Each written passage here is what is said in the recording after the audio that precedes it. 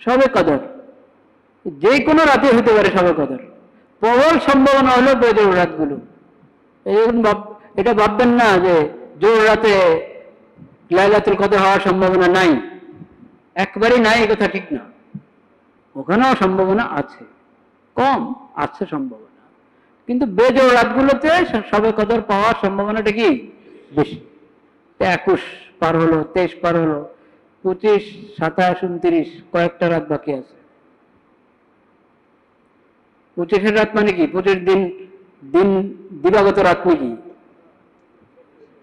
24-এর দিবাগত রাত, এটা হলো 25, এটা 25। 22-এর দিবাগত রাত হলো 23, 28-এর দিবাগত রাত হলো 29। সামনের কয়েকটা বেজোড় রাত এবং জোড় রাত সবগুলোর মূল্যায়ন করি, যথাযথ মূল্যায়ন করি। আর যারা এতেকাফে বসতে পেরেছি, এতেকাফে যদি আছি আমি, তাহলে তো আলহামদুলিল্লাহ। যদি এতেকাফের হক আদায় করতে পারি, তাহলে আশা করা যায় ইনশাআল্লাহ শবে কদর পেয়ে যাব। শবে কদর পাওয়া, এটার একটা ফিকির থাকতে হবে। কেন ফিকির থাকতে হবে?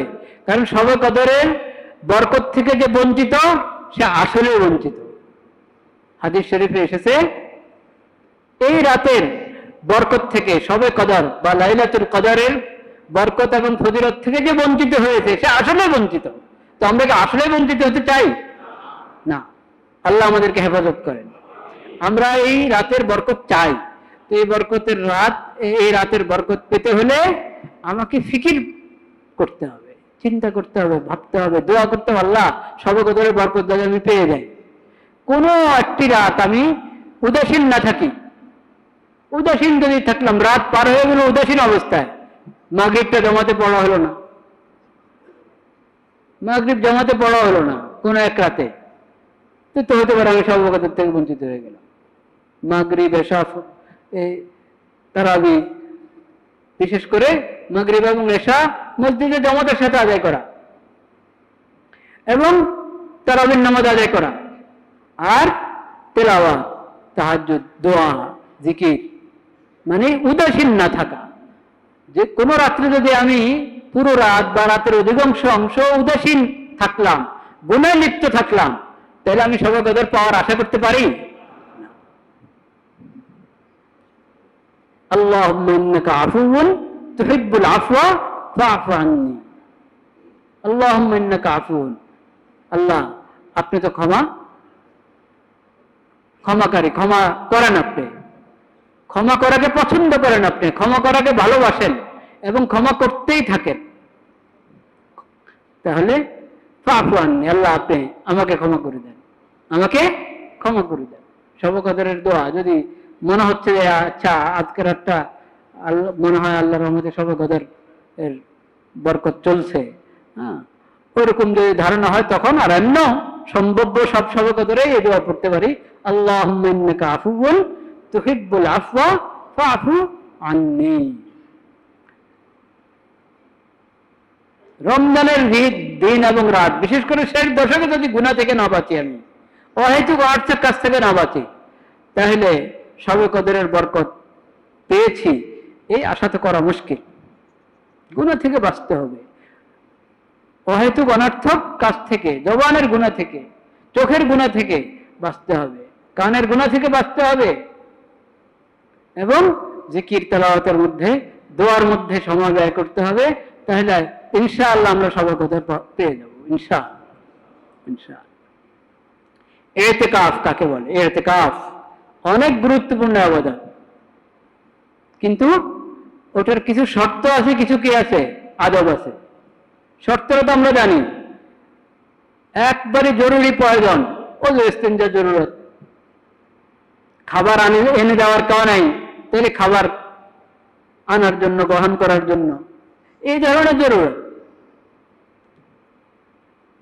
এই ধরনের জরুরতে মসজিদের এরিয়া থেকে বের হবে, আর না হয় পুরো সময় মসজিদে থাকবে, হয়তো ইবাদতে না বিশ্রামে, হয়তো ইবাদতে নয় বিশ্রামে, মসজিদে থাকবে। কোন মানে শরঈ যে মানদণ্ড মসজিদ থেকে বের হওয়ার যে বিধান, ওই বিধান লঙ্ঘন করে এমনি বের হয়ে গেল মসজিদের সীমানা থেকে, তাহলে এটাকে এতেকাফ বেরিয়ে গেল। আমি এতেকাফের হালাতে আছি কিন্তু ঘোরাঘুরি করছি, ও চত্বরে চলে যাচ্ছি, ওটা কি মসজিদের সীমানা নাকি? একটা তো হলো জুমার নামাজে অনেক মুসল্লি আসছে, বা আজকে অনেকে বিদায় জুমা মনে করতেছে, সামনের জুমা রমজানে হয় কি হয় না, হতেও পারে না হতে পারে সামনের জুমা, তো বিদায় জুমা মনে করে অনেক লোক এসে যায়, তো সেজন্য ও চত্বরে দাঁড়ায়, রাস্তায় দাঁড়ায়, তো রাস্তায় তো দাঁড়াচ্ছে মুসল্লিরা, সেজন্য কি আপনাকে রাস্তারও কি মসজিদের অংশ বলবেন? মসজিদের সীমানা আপনারা ঠিক করে জানিয়ে দিয়েছেন মুসল্লিদেরকে? যেমন এই যে ভিতরের অংশটা তো মসজিদ, দক্ষিণে যে জানাজা থাকে এটা তো মসজিদ না, মসজিদের অংশ না এটা। আচ্ছা, পূর্ব পাশের যে বারান্দা এটা মসজিদের অংশ? হ্যাঁ, আপনারা স্থায়ী মুসল্লি যারা বলেন, পূর্ব পাশের বারান্দাকে আপনারা মসজিদের অংশ মনে করেন? করেন না? তাহলে পরে টিনের নিচে টিন শেড যেটা, ওই যে চত্বর, ওটাও মসজিদ না? তো দক্ষিণের চত্বরও মসজিদ না, উত্তরের এই পাশে এটাও মসজিদ না? এটা জানতে হবে তো। হ্যাঁ, এই যে সামনের ছোট্ট বারান্দাটা, ছোট বারান্দাটা মসজিদের অংশ কিনা? এটা এটা যারা পুরানো মুসল্লি তারা বলবেন, এবং মসজিদের দায়িত্বশীল, এই মসজিদের মুতাওয়াল্লি এবং দায়িত্বশীল যারা, তাদের কাছ থেকে এটা জেনে নিতে হবে। আমি তো খেয়াল করি না, আমি জিজ্ঞেস করে নিতাম দায়িত্বশীলদেরকে। এটা হলো প্রথম হলো মুতাওয়াল্লি কতটুকু নিয়ত করেছেন, এরপরে যখন বাড়ানো হলো, বর্ধিত অংশ যারা বাড়ালেন তারা কি নিয়ত করেছেন এবং কি ঘোষণা করেছেন, ওটার উপরে নির্ভর করে বিষয়টা। বুঝতে পেরেছেন? তো এটা তো নিশ্চিত ভিতরের যে অংশ উপরে পর্যন্ত, 7 তলা পর্যন্ত, পুরোটা মসজিদ। মোতাকিফদেরকে আপনারা কোথায় রাখছেন? কোন জায়গায় থাকে মোতাকিফরা? শো কোথায়? দোতলায়, ওখানে, সেটা মসজিদ। এটা তো পুরো 7 তলা, তো পুরোটাই মসজিদ। কিন্তু কথা হলো বাইরের দক্ষিণের চত্বর, পূর্ব পাশে যে টিন দিয়ে ইয়ে করা সেই চত্বর, এগুলো তো মসজিদ না, মসজিদের অংশ না। মোতাকিফ সেখানে যাবে না, উনি জরুরতের কারণে ওয়াশরুমে যাবে, ওযুখানা যাবে, সেখানে তো যাবে, সেটা জরুরতের কারণে। কিন্তু এমনি কতক্ষণ আর বসে থাকবে, একটু ঘুরে আসি, তো ঘুরতে গিয়ে যদি আপনি দক্ষিণের চত্বরে চলে যান, পূর্ব পাশের চত্বরে চলে যান, তো এটা মসজিদের সীমানা থেকে বাইরে হয়ে গেলেন। মসজিদের সীমানা থেকে কোন যৌক্তিক কারণ, যে কারণে শরীয়ত বের হতে বলেছে মসজিদ থেকে, সেই কারণ ছাড়া যে সীমানা থেকে বের হবে তার ইতিকাফ শেষ, ভেঙে গেল ইতিকাফ। যত দ্রুত পারেন ফিরে আসবেন।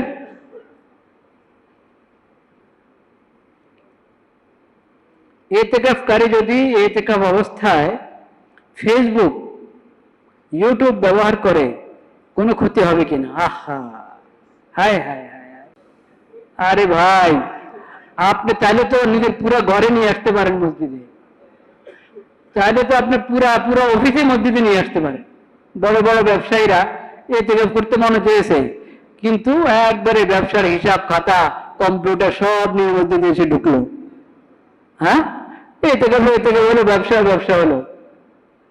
এরকম ইতিকাফ করলে মন মানবে আপনাদের?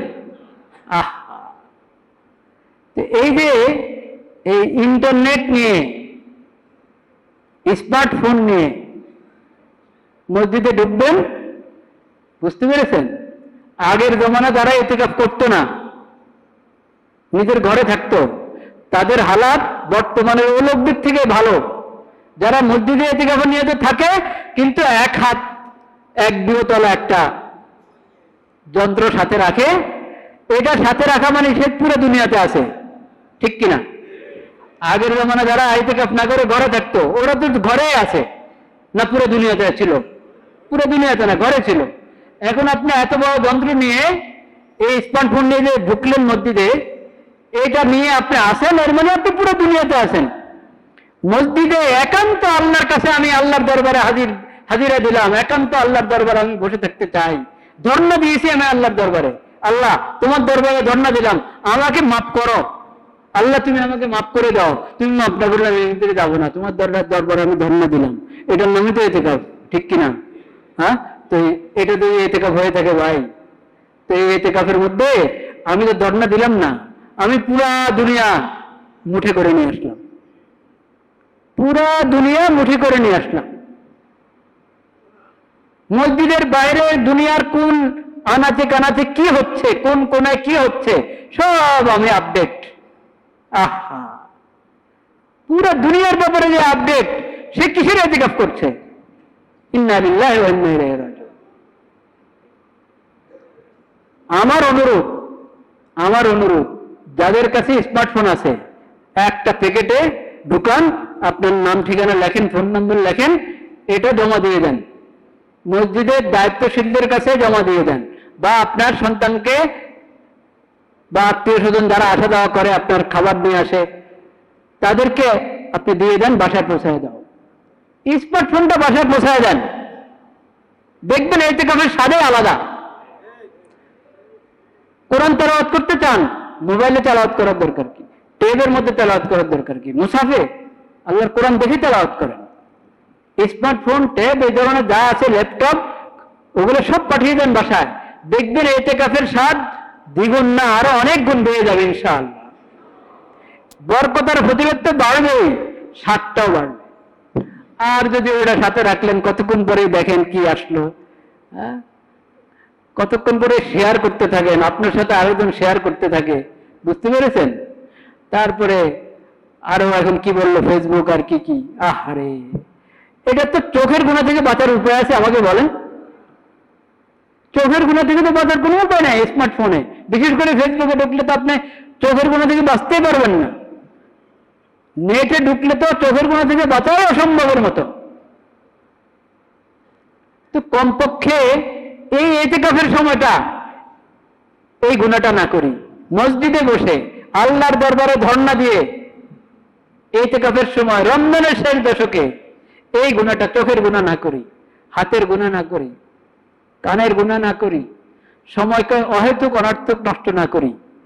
আমার দিলটা এখন আল্লাহর সঙ্গে লেগে থাকবে, সে জায়গায় এই স্মার্টফোনের কারণে পুরো দুনিয়ার সঙ্গে যুক্ত আমার দিল, পুরো দুনিয়ার সঙ্গে আমার দিলটা যুক্ত। অথচ হাদিস শরীফে আমাদেরকে শিখিয়েছে, মসজিদ থেকে তুমি যখন বের হবে, তোমার দিলটা যাতে মসজিদের সাথে আটকা থাকে, লটকে থাকে, তোমার দিলটা যাতে মসজিদের সাথে লটকে থাকে। তো ইতিকাফে আসলে তো একবার পুরা লটকে থাকা কি, একবারই 24 ঘন্টা 10 দিন আমি মসজিদের সঙ্গে, আল্লাহ রব্বুল আলামিনের সঙ্গে যুক্ত থাকবো, মনটা আল্লাহর সঙ্গে লাগিয়ে রাখবো। সেই জায়গায় আমি মসজিদে থাকা অবস্থায় পুরা দুনিয়ার সাথে আমার দিলটা ব্যস্ত, পুরা দুনিয়াকে নিয়ে আমার দিল ব্যস্ত। মোবাইল, নেটওয়ালা মোবাইল থাকা মানে হলো পুরা দুনিয়াকে নিয়ে আমার দিল ব্যস্ত। এটা ইতিকাফের প্রাণ নষ্ট করে ফেলে। ইতিকাফের প্রাণ কি নষ্ট করে ফেলে? ইতিকাফের মধ্যে আর কোনো রূহ থাকে না, প্রাণ বলতে কিছু থাকে না। এটা থেকে বাঁচার চেষ্টা করি ভাইরা।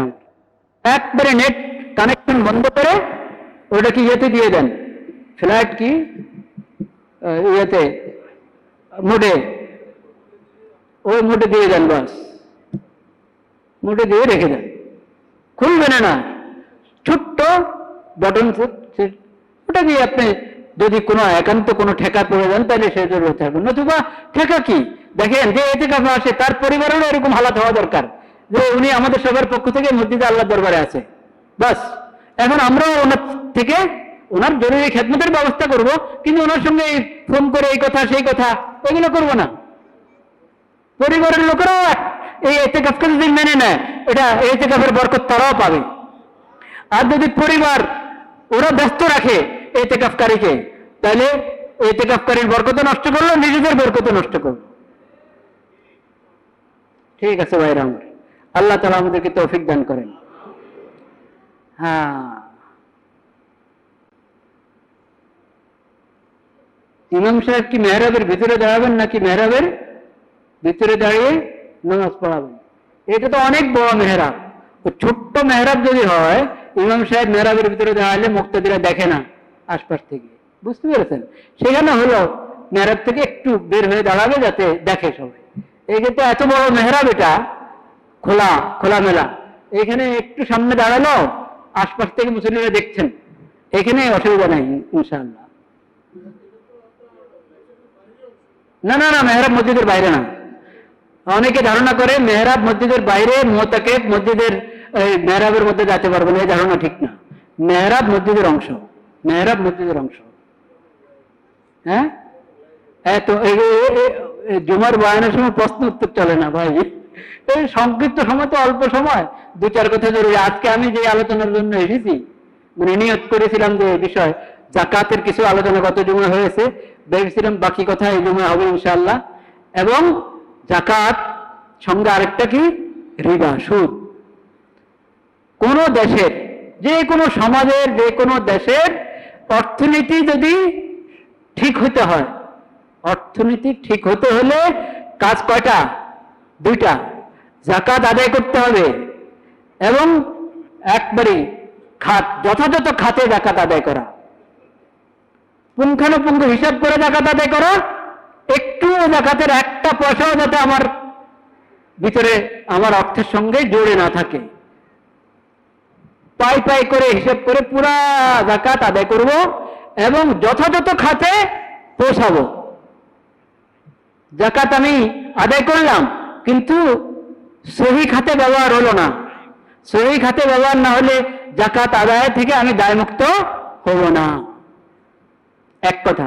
দুই নম্বর, সঙ্গে সঙ্গে আমাদের সমাজকে, পুরা অর্থনীতিকে, পুরা দেশকে সুদমুক্ত করতে হবে। কি মুক্ত করতে হবে? সুদমুক্ত। রিবা, যেটাকে আরবিতে কি বলে? রিবা।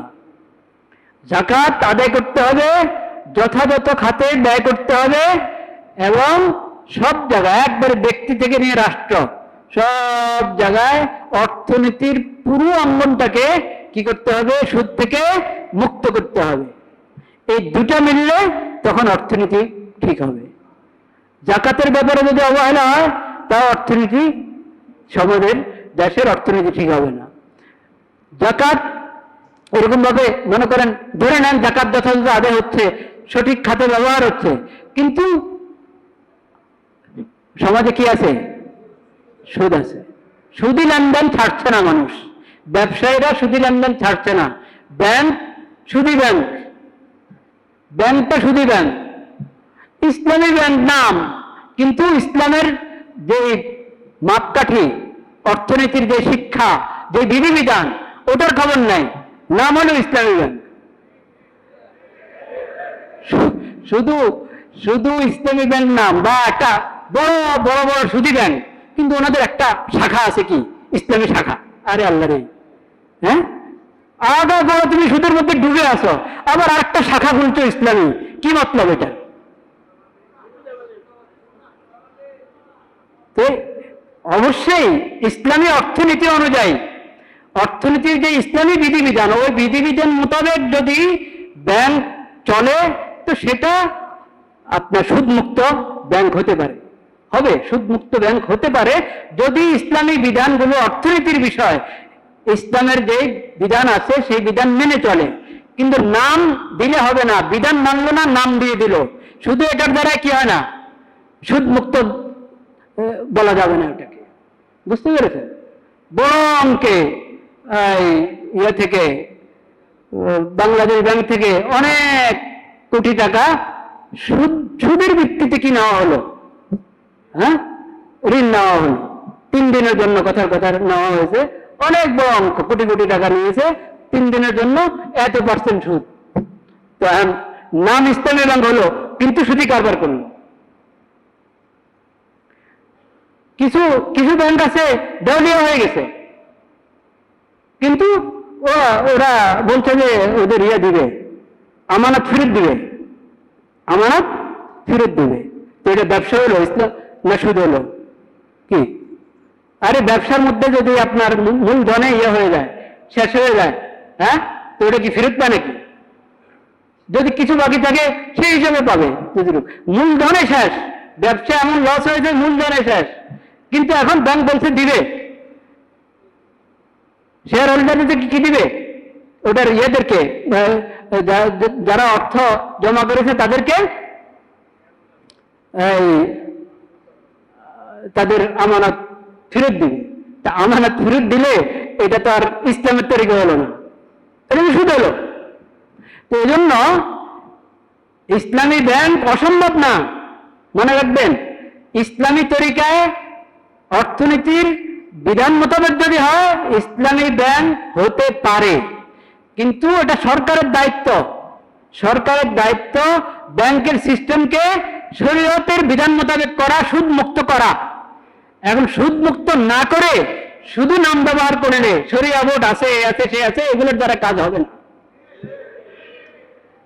আল্লাহ রাব্বুল আলামিন বলেছেন কোরআন কারীমে সূরাতুর রুম, ওমা আতাইতুম মির রিবান ওমা আতাইতুম মির রিবান লিয়ারবুয়া ফি আমওয়ালিন নাস ওমা আতাইতুম মির রিবান লিয়ারবুয়া ফি আমওয়ালিন নাস ফালা ইয়ারবু ইনদাল্লাহ ওমা আতাইতুম মিন যাকাতিন তুরিদুনা ওয়াজহাল্লাহ ফাউলাইকা হুমুল মুযইফুন।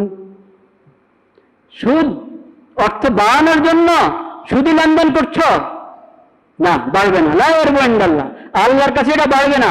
আরে বাড়ানোর মালিক কে? আল্লাহ তাআলা। তো আল্লাহ তাআলা বলছেন সুদের মাধ্যমে তুমি অর্থ বাড়াইতে পারবে না। সুদের মাধ্যমে অর্থ বাড়াতে চাইলে আল্লাহর কাছে কি বাড়বে না, কাজ হবে না। এই বাহ্যত মনে হচ্ছে বাড়ছে, কিন্তু পরে সব তোমাকে আসলে এবং সবকিছু কি আসল সব নিয়ে টান দিবে, সব শেষ হয়ে যাবে। বরকত তো থাকবেই না, বরকত তো থাকবে না। একসময় তোমার পুরো অর্থনীতিকে ডুবিয়ে দিবে। বরকতুল ইয়ামহাকুল্লাহুর রিবা ওয়া ইউরবিস সাদাকাত, সূরাতুল বাকারাতে আল্লাহ তাআলা বলেছেন ইয়ামহাকুল্লাহুর রিবা। আল্লাহ তাআলা সুদকে কি করে দেন? একবারে বরকতশূন্য করে দেন, বরবাদ করে দেন। ওয়া ইউরবিস সাদাকাত, তুমি সদকা খায়রাত করো, আল্লাহর রাস্তায় দান করো, অসহায়দেরকে দান করো, যাকাত আদায় করো। যাকাত তো কোনো কথাই না, যাকাত তো ফরজই। যাকাত এবং অন্য যে কোনো সদকা খায়রাত করবা, আল্লাহ তাআলা বরকত দান করবেন, আল্লাহ তাআলা বাড়িয়ে দিবেন। সুদ দিয়ে তুমি অর্থনীতি চাঙ্গা করতে চাও, অসম্ভব। এটা আল্লাহ হতে দিবেন না, করবেন না। তোমাকে কিছুদিন মনে হবে যে বাড়তেছে, পরে সব একসাথে ডুববে, আর বরকত তো পাবেই না, কখনো বরকত তো পাবেই না। সেজন্য ভাইরা আমার, যাকাতের প্রতি যত্নবান হওয়া এবং সুদ থেকে বাঁচার আপ্রাণ চেষ্টা করা, খালি চেষ্টা, বাস্তব পদক্ষেপ গ্রহণ করা, এটা জরুরি।